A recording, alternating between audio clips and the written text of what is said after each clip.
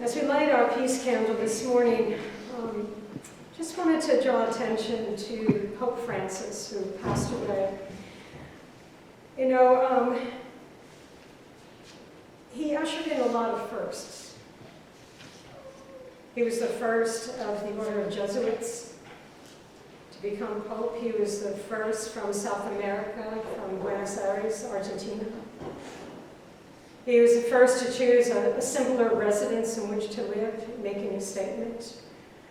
He was the first to be buried in a humbler setting, a place closer to the reality of everyday people. Now, not everybody loved him. Not everybody liked some of the stances he made.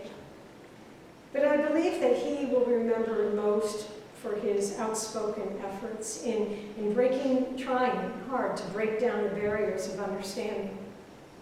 His broad acceptance of those who so often cast aside, condemned, or judged, he tried to help bridge those gaps, I believe.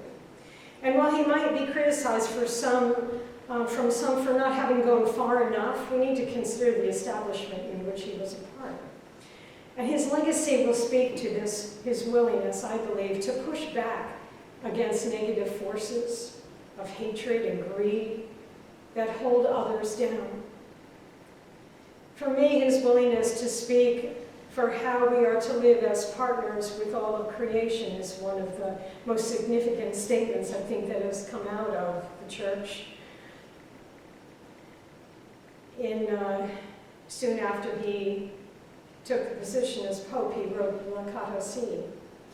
And his words in that beautiful encyclica say, "Love for society and commitment to the common good are outstanding expressions of social love that moves us to devise larger strategies to halt environmental degradation and to encourage a culture of care which permeates all society."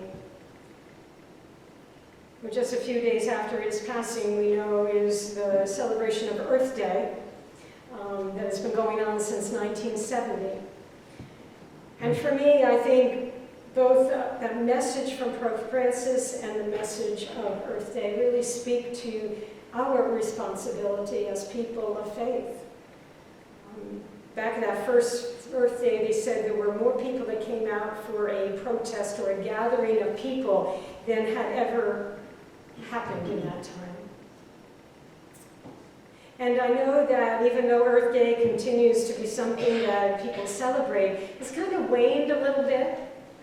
And maybe some of it's because there's so much going on around us that we're overwhelmed or we're not sure that anything we can do can make a difference. But I think his words and the message of our faith encourages us to take even just one small step. That we, as people of faith, have a responsibility to do what we can because it matters to everyone.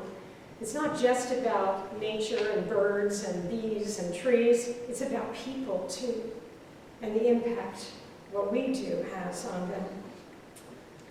Let's hold that in our thoughts and our prayers this morning as we light our candle of peace, knowing that this indeed has everything to do with bringing peace into our lives.